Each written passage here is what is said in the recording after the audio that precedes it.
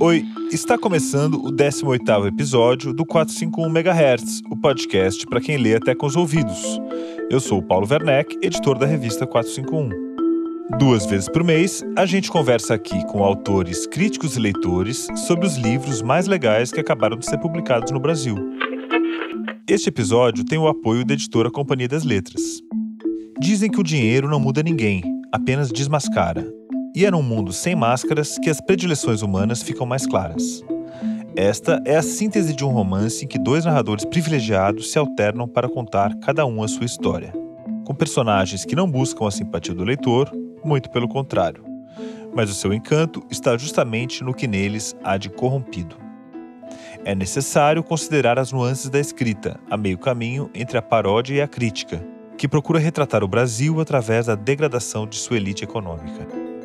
As Sobras de Ontem é a obra de estreia de Marcelo Vicentim e é a nossa dica de lançamento do mês pela Companhia das Letras.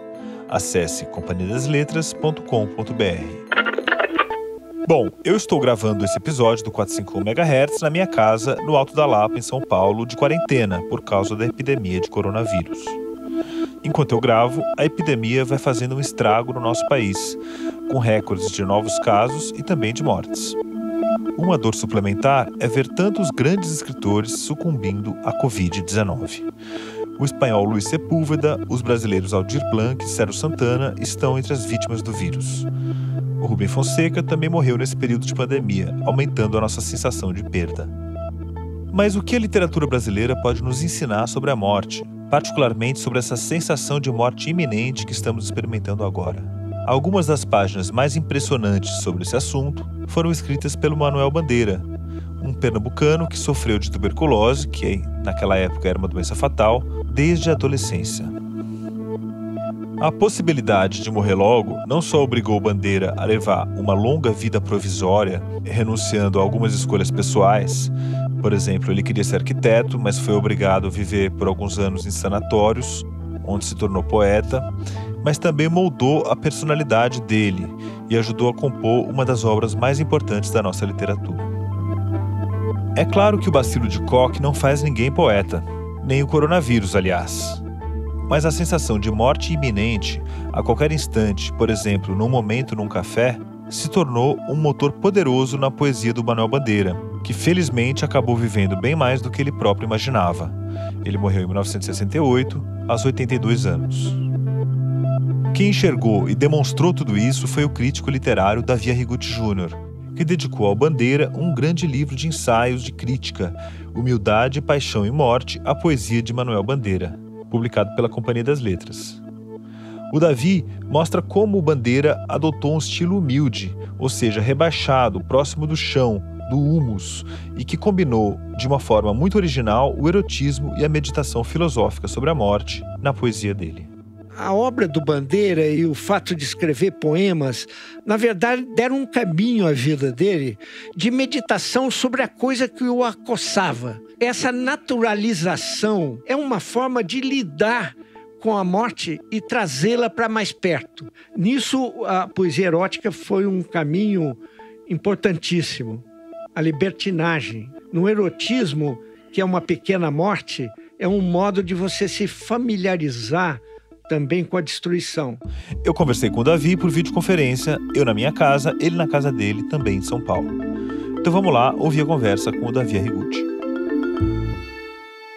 Davi, eu tô aqui até com o volume que você autografou para mim, da Humildade, Paixão e Morte. E tem ali no começo uma nota muito interessante que você explica um pouco a nossa intenção aqui no podcast. Você fala aqui, um dia, no início do século, um mocinho dentuço, porém simpático, filho bem criado de uma família tradicional de Pernambuco, veio estudar arquitetura em São Paulo, sofreu uma hemoptise e teve de deixar os estudos e os sonhos de arquiteto sob ameaça de morte iminente. Mandado para a Suíça, em busca de bom clima e cura, deu-lhe para poeta, seguindo as brincadeiras que aprendera menino em casa no Recife e no Rio com o pai, figura imaginosa e boa. O mau destino fez dele o que quis, mas a morte não veio. E o poeta foi ficando.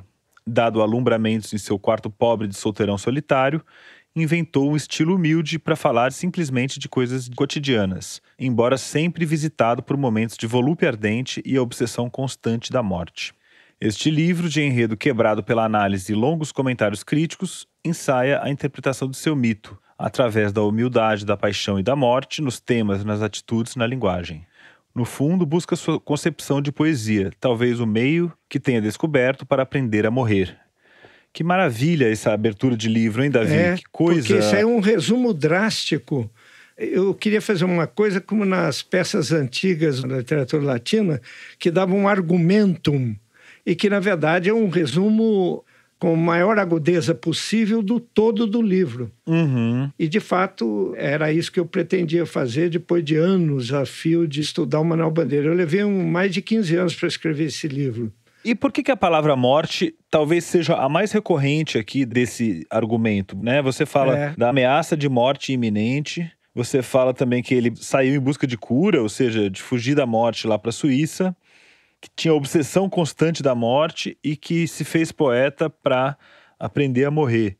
O que era essa obsessão? Não era uma coisa tétrica propriamente, né? Que tipo de sentimento era esse? Bem, o que aconteceu foi o seguinte: o Manuel Bandeira veio para o Sul, né, com a família. O pai dele era um engenheiro de obras e ele veio para o Sul e foi perdendo os membros dessa família ao longo do tempo. Mas o aspecto principal foi que, em 1904, quando ele estava com 18 anos, o Bandeira é de 19 de abril de 86. E em 1904, quando ele tinha 18, ele veio estudar arquitetura aqui em São Paulo e se inscreveu na Escola Politécnica.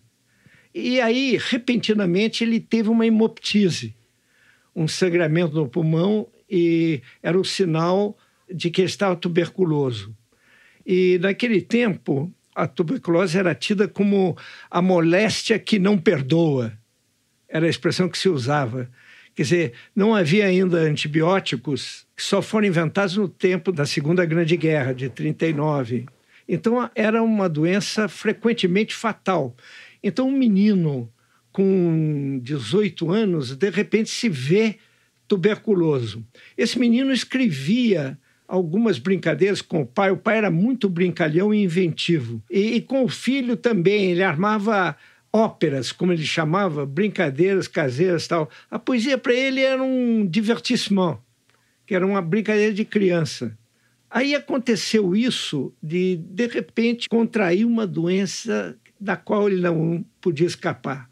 Ou seja, se colocou uma situação de morte iminente. Essa questão biográfica decisiva da vida do Bandeira, não, ele arrastou por toda a vida, porque aí ele passou uns anos aqui tentando se cuidar, viajou por vários lugares do Brasil, considerados locais de cura, esteve em campanha no sul de Minas, esteve no interior do Ceará, procurando bons ares, porque se acreditava que a tuberculose podia melhorar nesses lugares, né?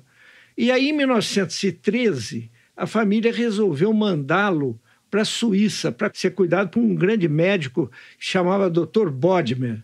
E escolheu como local de tratamento Clavadel, que é uma pequena estação de cura perto de Davos-Platz, onde hoje há essas grandes reuniões da economia internacional.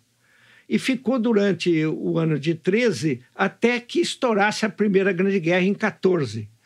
Então vamos dizer que ele foi uma espécie de personagem do Thomas Mann da Montanha Mágica, que é um livro que trata justamente de alguém que vai se refugiar em Davos-Platz, e é um livro de 24, A Montanha Mágica. E o Bandeira podia ter sido um personagem do Thomas Mann. Aí, quando estourou a guerra, ele voltou ao Brasil. Antes de sair, ele perguntou ao Dr. Bodmer como é que seria.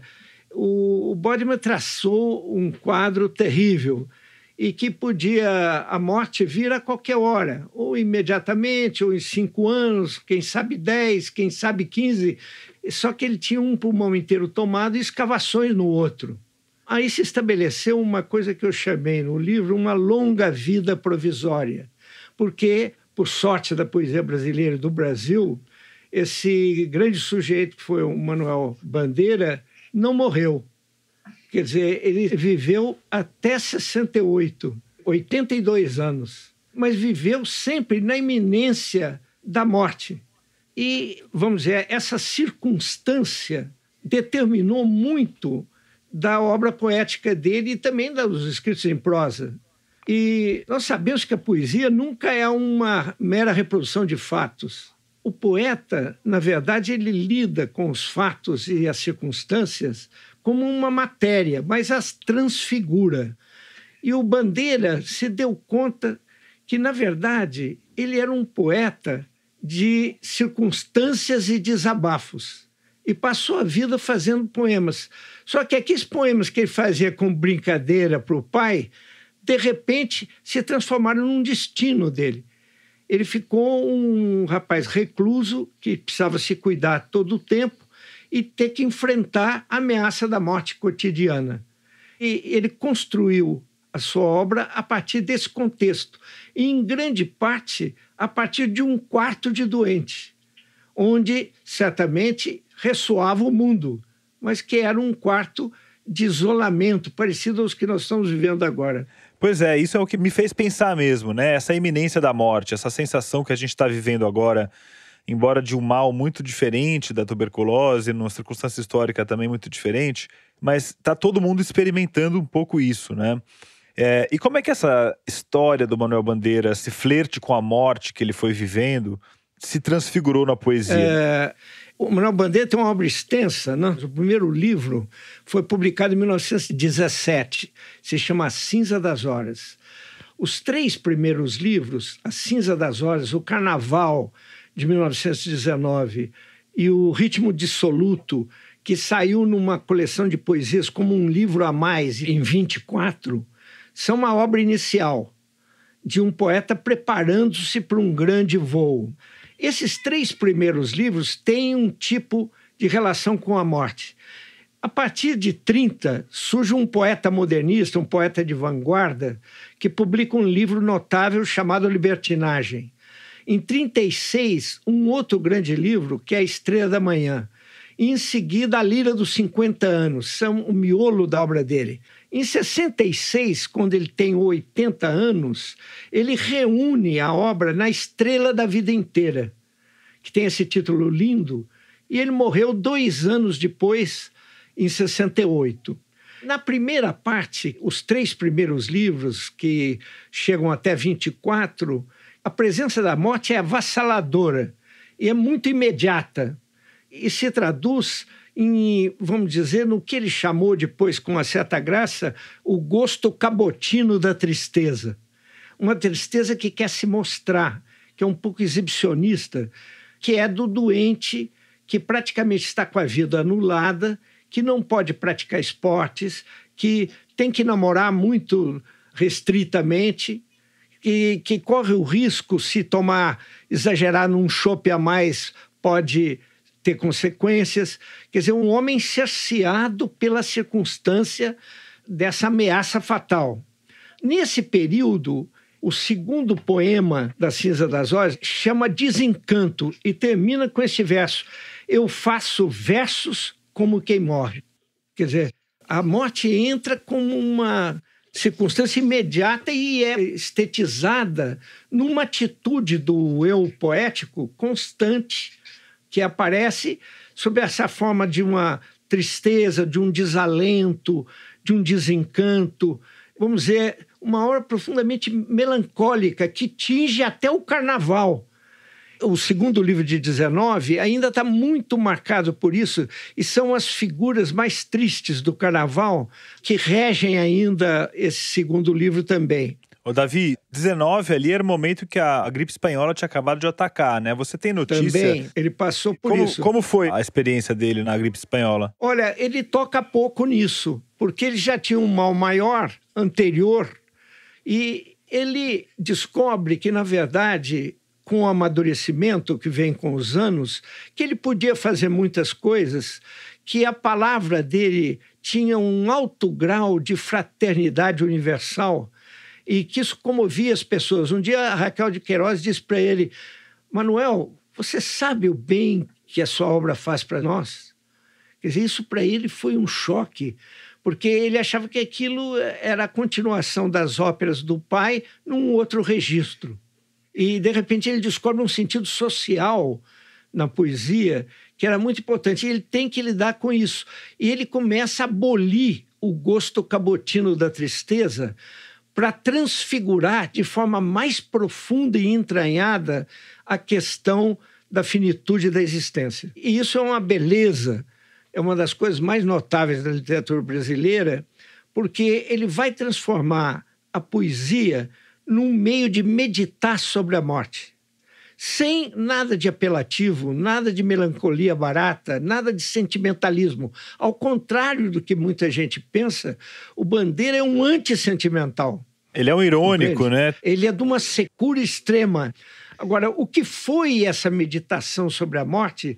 Eu escrevi esse livro para estudar isso. Como é que ele conseguiu transformar a morte de um mero tema dado pela circunstância biográfica num grande motivo fundamental de uma obra madura, complexa, extremamente intrincada e inventiva. Mas essa meditação, ela se dá ao longo da obra toda, né? Como você já ressaltou. Sim. Mas ela aparece concretamente na forma de poemas, muitas vezes breves, né? São retratos quase poéticos, assim. Momento no café. Exato. Com suada. Fala pra gente como é que a morte aparece, assim. Esse momento no café é um exemplo... Então, eu penso que uma das coisas fundamentais que a morte motivou no Bandeira foi um tom elegíaco. A elegia era, no passado greco-latino, uma forma de composição de versos, para falar da morte ou de circunstâncias tristes. Mas depois, a elegia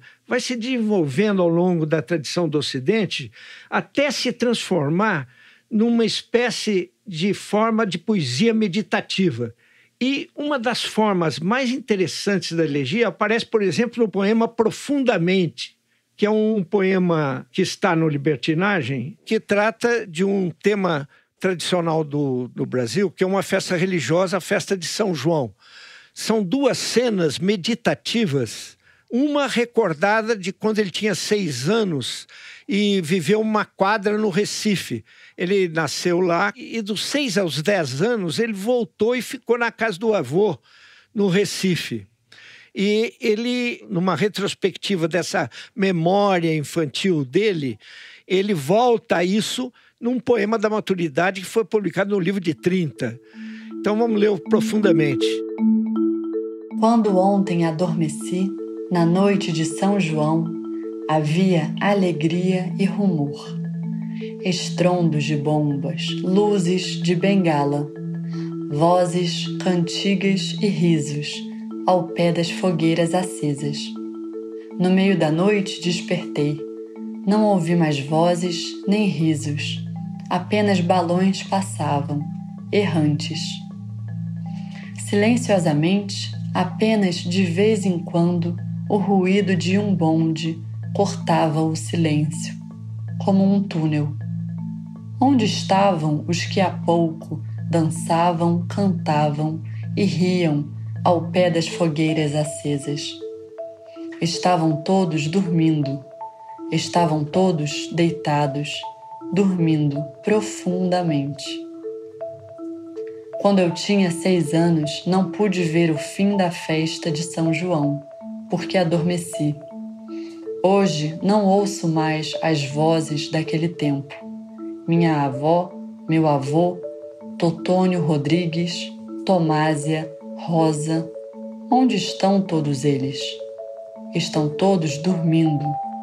Estão todos deitados, dormindo, profundamente.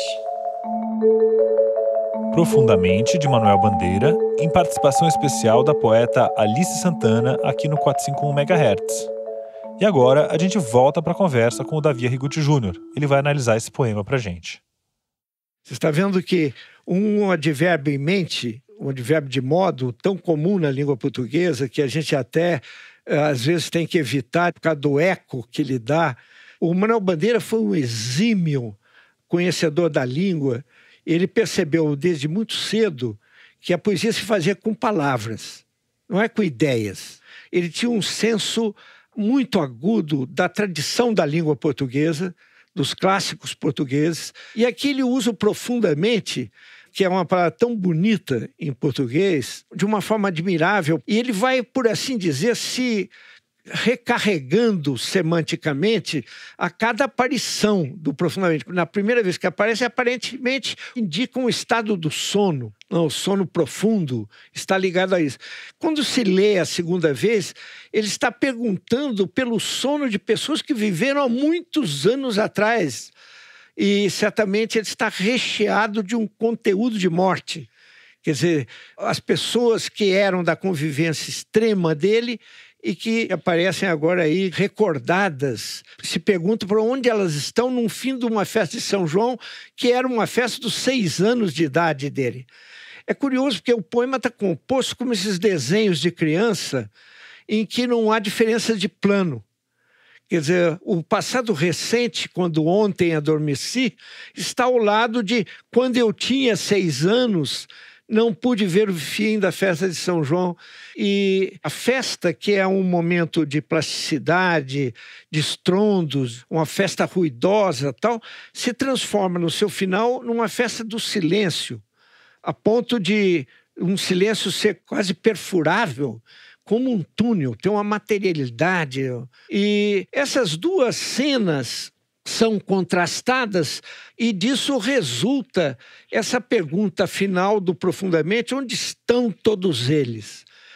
Essa pergunta equivale, na verdade, a um tema tradicional da poesia, um motivo tradicional da poesia, que é conhecido como o motivo do ubi sunt, de onde estão, a expressão latina, quer dizer, onde estão aqueles que existiram no mundo antes de nós. É um tema que consiste, em geral, numa enumeração de nomes e essa pergunta que abre o vazio da morte. Onde estão todos eles? E o Bandeira pegou o motivo do onde estão, que é um motivo da tradição, para falar dos entes queridos da infância que desapareceram, e aí ele coloca essa pergunta sem resposta, que é uma pergunta terrível. Onde estão todos eles? Estão todos dormindo, estão todos deitados, dormindo profundamente. Então, profundamente assume um grau poético extremamente elevado de retomar a tradição ocidental e, ao mesmo tempo, falar da morte dos entes queridos biográficos, transformando a morte numa morte universal, numa morte de todos, um caminho pelo qual todos passamos. Bom, agora eu vou abrir um parêntese para dar um recado da FGV Editora. Organizado por Ana Carla Almeida Maris e Tairon Rodrigues Rangel, o livro Arquivologia, Temas Centrais em uma Abordagem Introdutória expõe os temas centrais da ciência da arquivologia em uma linguagem acessível, visando a um público de iniciantes e também de curiosos que queiram se informar sobre o assunto. Trata-se de um contato inicial para apresentar temas importantes aos ingressantes dos cursos de graduação, ou ainda a leigos que almejam conhecer o campo arquivístico ou nele tenham interesses ou afinidades. A coletânea é escrita por professores e profissionais especialistas que desenvolvem pesquisas sobre os temas elencados e apresentam suas perspectivas e olhares sobre os respectivos objetos, sempre atendendo a esta característica, uma abordagem para leigos. O e-book Arquivologia, Temas Centrais em uma Abordagem Introdutória está disponível no site da editora FGV, além das lojas da Amazon, Apple e Google Play. A versão impressa será lançada após esse período turbulento da quarentena. Bom, e antes da gente ouvir a segunda parte da conversa com o Davi Arrigucci Júnior, eu queria conversar com vocês sobre o plano Ouvinte Entusiasta, que a gente criou especialmente para você que gosta de ouvir o podcast 451 MHz. Por apenas R$20 por mês, você nos ajuda a manter o podcast no ar. E de lambuja você ganha acesso digital ao site, além de acesso ao nosso clube de benefícios, que dá descontos de até 30% em livros, objetos de moda, eventos e outros produtos culturais. A cada episódio, a nossa lista de ouvintes entusiastas só cresce. Faça então como a Patrícia Carneiro de Brito, a Sandrine Guiz, a Júlia Guarilha, a Maria Guedes, a Leila Lima, Gabriel Navarro Colasso, Luísa Plastino, Débora Sader, Gustavo Senechal, Tatiana Vargas e Luísa Martins Werneck. Apoie o 451 MHz com o plano Ouvinte Entusiasta.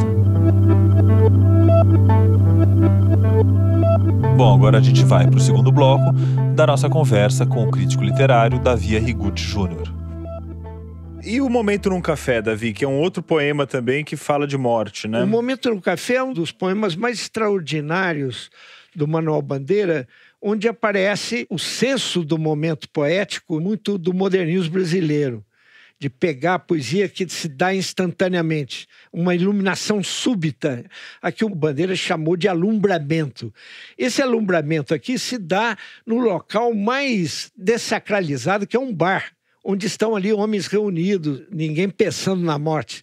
E, de repente, passa um enterro, que é um episódio que costumava acontecer com frequência nas cidades do interior. Hoje, praticamente, a gente quase não vê o enterro mais, né?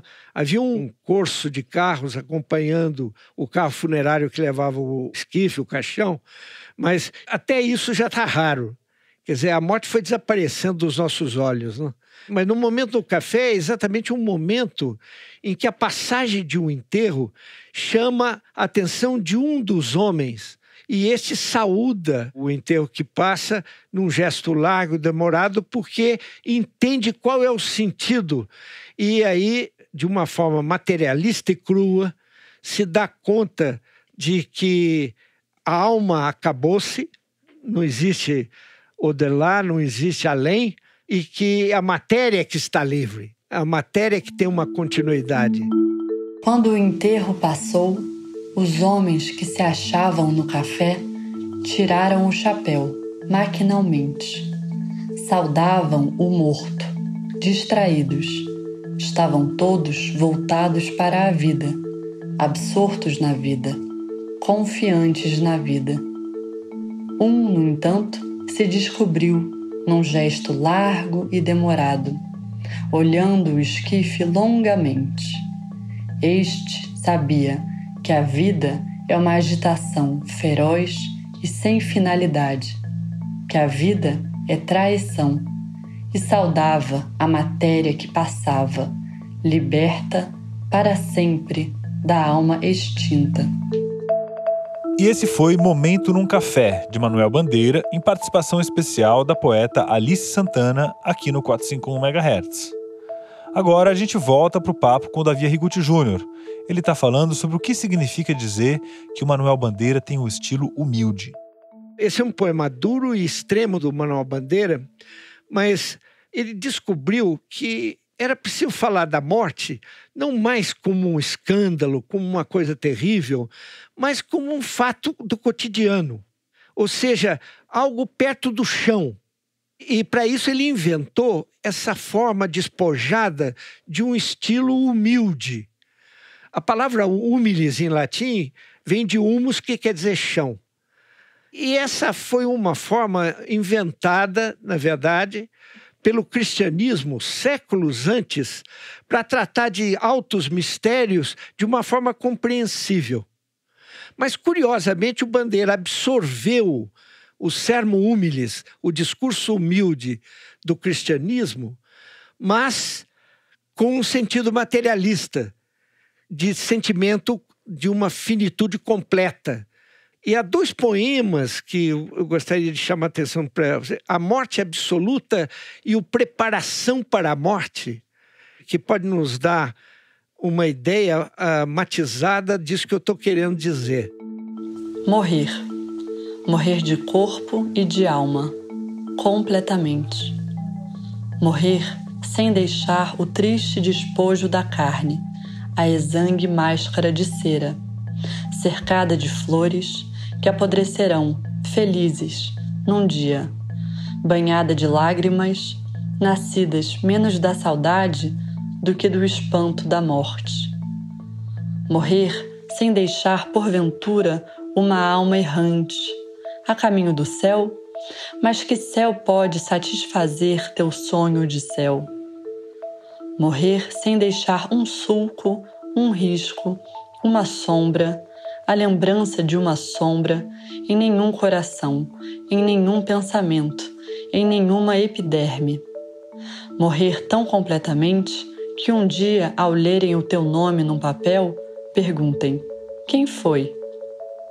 Morrer mais completamente ainda, sem deixar sequer esse nome. A Morte Absoluta, de Manuel Bandeira, lido pela poeta Alice Santana, especialmente aqui para o 451 MHz. E agora a gente volta para a conversa com Davi Arrigucci Júnior. Ele vai falar sobre o papel da inspiração, ou melhor, do alumbramento na obra do Bandeira. Ele escrevia esses poemas motivado por alguma morte específica? Não, raramente. O Bandeira é dito um poeta que acreditava na inspiração. Ou seja, ele acreditava que só fazia os poemas quando ela, a poesia, quer, não quando ele queria. E nisso ele é o oposto, por exemplo, de João Cabral de Melo Neto, que foi um grande herdeiro dele, um grande poeta, e que é um poeta que pensa na poesia construída com toda lucidez. O Bandeira, ao contrário, o homem tomado por uma súbita iluminação do espírito que te vem. E isto, em geral, pode acontecer de ser motivado por um fato cotidiano qualquer, uma mulher que ele viu. Ele tem um poema chamado Improviso, uma visão da Cecília Meirelles.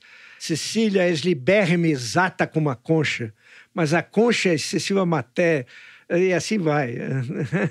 Eu lembro desse poema que a gente estudou num curso que você deu. Então, vamos ao segundo poema. O outro poema é A Preparação para a Morte, que é um poema que encantou o Haroldo de Campos, que foi um grande bandeiriano. E que é um poema inesperado, como se tudo existisse por um fio. Preparação para a morte. A vida é um milagre. Cada flor, com sua forma, sua cor, seu aroma, cada flor é um milagre. Cada pássaro, com sua plumagem, seu voo, seu canto, cada pássaro é um milagre.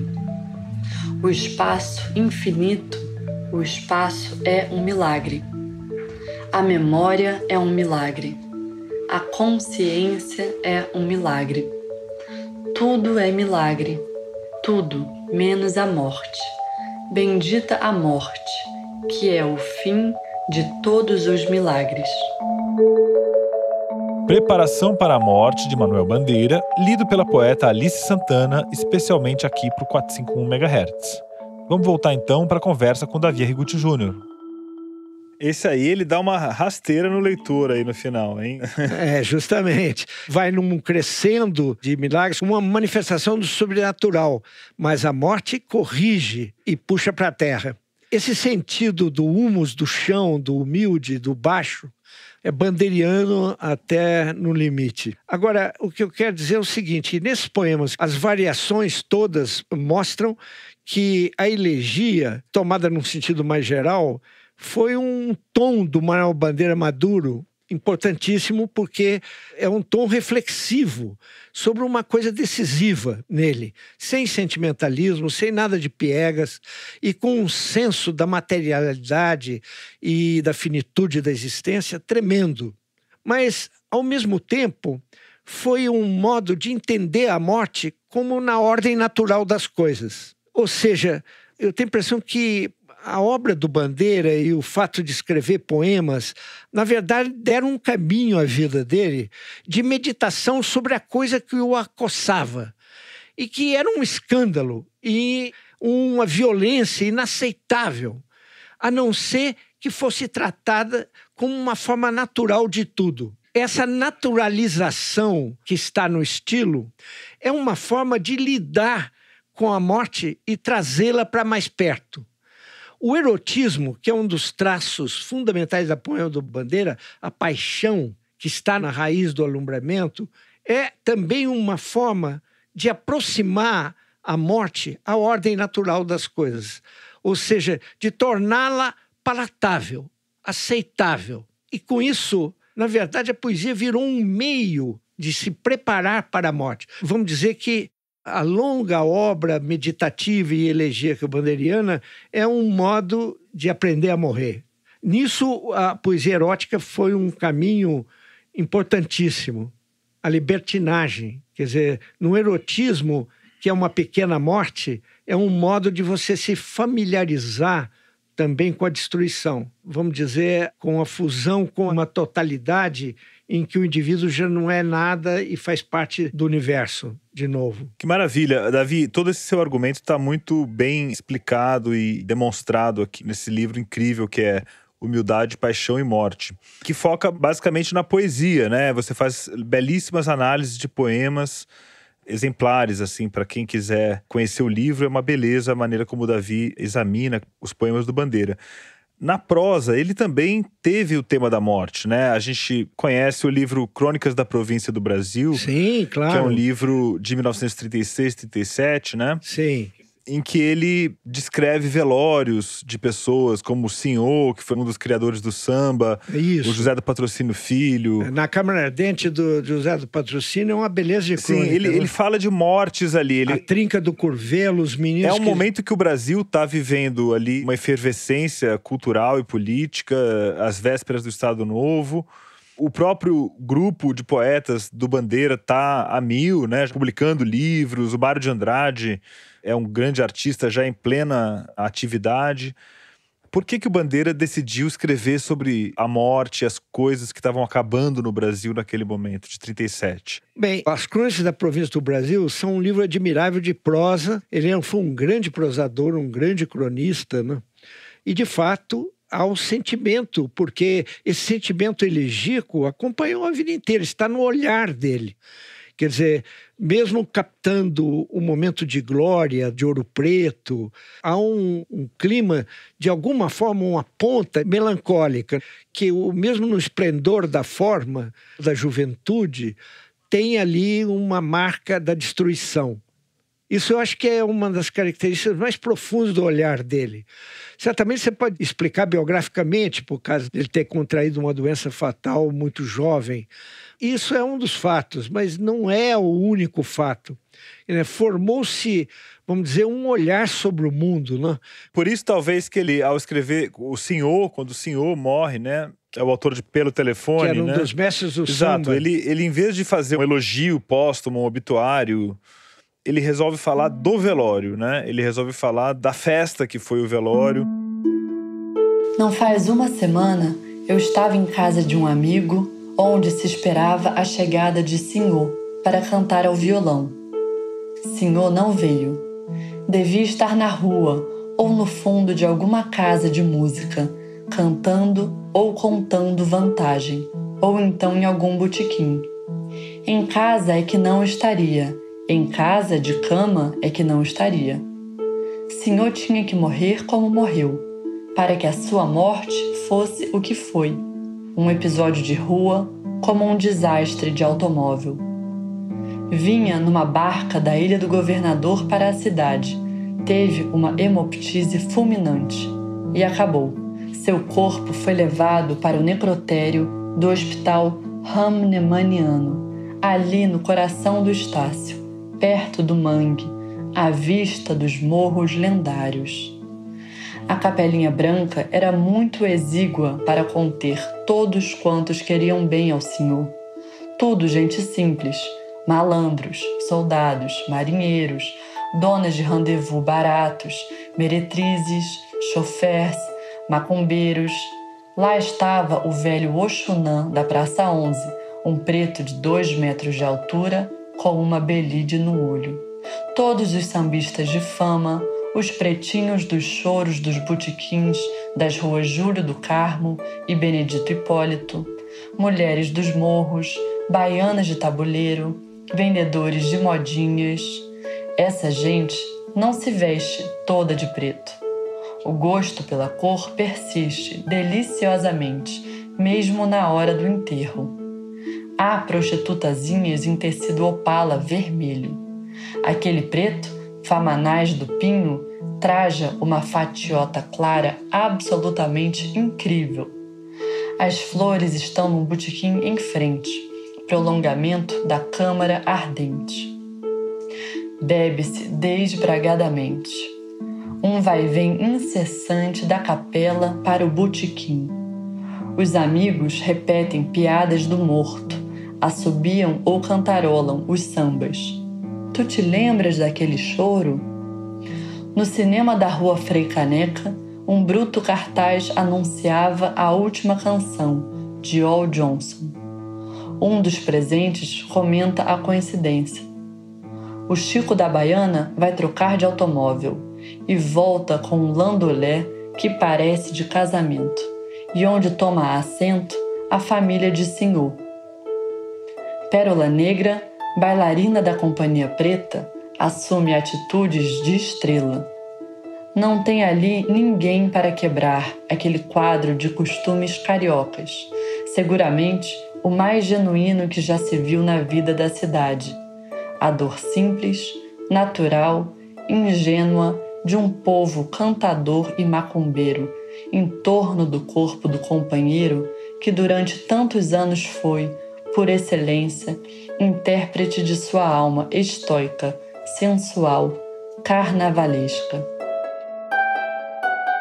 Esse foi um trecho da crônica O Enterro de Senhor, do livro Crônicas da Província do Brasil, de Manuel Bandeira, lido pela poeta Alice Santana, especialmente aqui para o 451 MHz. A gente volta agora para a conversa com Davi Arrigucci Júnior. Ele está falando sobre a importância ritual de poder se despedir de uma pessoa querida quando ela morre. O velório é um dos momentos decisivos, porque é um dos momentos da existência em que se dá a transmissão da experiência entre gerações. Você vê como as pessoas agora se queixam de não poder sequer ver o rosto de um avô que faleceu, de um primo que não pôde reencontrar, porque não tem mais acesso ao corpo morto do indivíduo, né? Ontem, Davi, eu participei de um velório virtual do jornalista Nirlando Beirão, que foi feito... Puxa, eu gostava muito do Nirlando. Pois é, e foi feito pela internet, com mais de 100 pessoas ficaram online conversando sobre ele, né? Olha só, eu não sabia disso. Eu gostava muito do Nirlando e eu conheci quando ele era repórter Isto É, mocinho. Eu tomei um choque a ver a notícia da morte do Nirlando. Mas desculpa, você estava falando dessa questão que o velório... Então, mas eu estava falando que o velório é um ritual em que se dá a passagem, a transmissão da experiência, que é uma coisa fundamental na existência. Todo o saber acumulado pelo morto, toda a trajetória do morto, o velório é o ponto, vamos dizer, em que as gerações que conviveram e as que virão pode ter contato com aquele homem em si, com o que foi aquele homem. Porque só na morte é que se encontra o resumo dos nossos passos, né? E isso é fundamental para a literatura, né? Porque a literatura se constrói em cima da experiência, né? A literatura é uma forma de dar forma estética aos dados da experiência, né? Sim, e há 3 anos aconteceu um velório que foi marcante, que foi o velório do professor Antônio Cândido. Ele morreu no dia 12 de maio de 2017, portanto está fazendo agora exatamente 3 anos. Você foi aluno, você foi um discípulo do Antônio Cândido, né, Davi? Sim. Quer falar um pouquinho pra gente sobre o Brasil sem o Antônio Cândido? Ou sobre a sua memória dele? Bem, o Antônio Cândido foi uma pessoa decisiva para a minha formação, né? Ele foi provavelmente o maior historiador e crítico literário da literatura brasileira, né? Uma figura ímpar pela retidão ética, pela crença libertária, num socialismo igualitário, e marcou gerações, não foi só a minha, né? O Antônio Cândido formou dezenas de pessoas. A minha geração teve a sorte de poder conviver com ele. Eu fui trabalhar com o Antônio Cândido porque eu fiz um curso com o Antônio Cândido sobre Manuel Bandeira. E é curioso porque o meu livro é dedicado à memória dele e da Gilda. Você diz em algum momento no livro que o livro era um trabalho atrasado, que você ficou devendo para o Antônio Cândido, porque né? Eu notei, ele de fato deu como um trabalho de aproveitamento um poema que eu analisei e eu fiquei absolutamente inquieto. Eu não consegui resolver os paradoxos que estavam postos lá. Parecia um inexplicável no poema. E isso me instigou a tentar interpretar aquilo. E eu levei anos para poder armar o olhar e dar uma resposta ao que eu tinha intuído lá, mas não tinha uma resposta para aquilo naquele momento. Isso só os grandes professores fazem, de colocar você diante de uma questão sem te dar a chave. O curso dele foi um curso brilhante e eu estava no 3º ou 4º ano da Maria Antônia. Era um curso em que ele analisou muitos poemas e tal, mas que era um verdadeiro resumo do que ele pensava sobre a poesia e sobre como analisar um poema. E ele usou para demonstrar as ideias teóricas e práticas de análise dele a obra do Bandeira. Foi uma verdadeira revelação. Eu nunca tinha visto um grande crítico operando. E o poema Felicidade, que eu examinei lá, que é um poema sobre a morte, que se chama Felicidade. Já estão postas as contradições fundamentais das quais falamos hoje. E esse poema é que me instigou a escrever um livro inteiro e passar anos da vida debruçado. Mas se não tivesse tido, certamente, o abridor de caminhos que foi o Antônio Cândido, eu provavelmente não teria ido por esse rumo, né? E quando eu vi a finura com que ele trabalhava, o discernimento e o caráter implacável, também sério, do Antônio Cândido. O Antônio Cândido era um homem muito duro, né? E ele era um homem até paternal e acolhia as pessoas e sabia ouvir, mas ele era também um homem muito rigoroso com ele próprio e com os demais. Sobretudo com as pessoas mais queridas dele, ele era de uma dureza exemplar. Quer dizer, ele te ensinava a não deixar por menos. Ele era um nietzschiano nisso, eu creio, de exigir o humano apesar de tudo. Pô, que maravilha ter esse teu testemunho, Davi.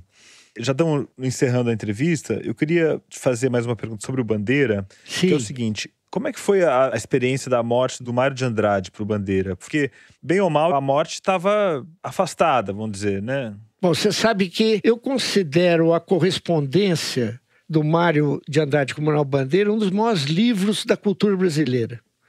Eu acho que é um livro obrigatório para todo moço e moça que queira aprender sobre literatura, sobre o Brasil, sobre o que nós somos.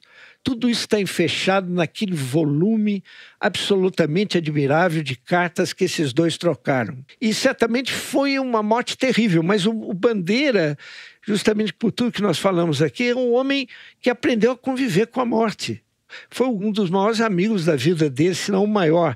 Ele foi grande amigo de muita gente, o Bandeira. Do Portinari, do Villa-Lobos, o Rodrigo Melo Franco de Andrade. Foi uma geração muito privilegiada de gente. É um momento extraordinário da história do Brasil em que a meditação sobre o país, sobre o futuro do país, o passado brasileiro, o senso da experiência histórica brasileira apareceu como nunca nessa gente. É uma das coisas que nós devemos voltar agora num momento de descalabro, de desgoverno, de besteirol completo que esse governo Bolsonaro, esse desgoverno. Eu acho que essa gente tinha uma outra ideia do país e para onde o país ainda pode ir, retomando o caminho que ele nunca devia ter deixado. Davi, esse governo está fazendo um grande desmonte em órgãos que foram criados pelo Bandeira e seus amigos, como, por exemplo, o Serviço de Patrimônio Histórico. Claro, o Rodrigo foi o grande capitão, o Rodrigo Melo Franco. Justamente, e atualmente o Patrimônio Histórico está entregue a pessoas que não têm qualificação técnica, nem cultural, Imagina, nem política. Não tem nada de nada. Né? Então, a gente está enxergando nesse momento no Brasil o desmonte mesmo de um trabalho da geração do Bandeira, lá nos anos 30, de olhar para a arquitetura brasileira. Claro. Uma das forças do modernismo foi ter pensado a realidade brasileira, sobretudo a partir dos anos 30, já nos anos 20 também, mas que é uma descoberta do país, né? Um pouco como o Borges com relação à Argentina. E também o modernismo aqui significou muito uma tentativa de compreensão em moldes novos da realidade histórico-social do país, né? O que era o país? Eu herdei isso também através da geração do Antônio Cândido, que foi uma das primeiras gerações da USP que foi formada dentro desse espírito, né? Quer dizer, a Faculdade de Filosofia da USP era uma continuidade desse espírito do modernismo, né? O que eu acho interessante do Crônicas da Província é que o Bandeira ali em 36, 37, quando está ali o Brasil se modernizando, né, no varguismo. Sim. Ele vai e afirma na epígrafe, né? Ele fala, o Brasil ainda é todo província. Que Deus o conserve assim, né? Serve então, assim. É um olhar interessante para as coisas que não podiam morrer, né? No processo de modernização. Justamente. O senso da cultura é incrível. Maravilha, Davi. Um abração para você, muito obrigado. Outro. Tchau, tchau. E assim chegamos ao final do 18º episódio do 451 MHz. O próximo programa vai ao ar no dia 5 de junho. O 451 MHz é uma produção da Rádio Novelo para a Associação 451. E eu sou o Paulo Werneck.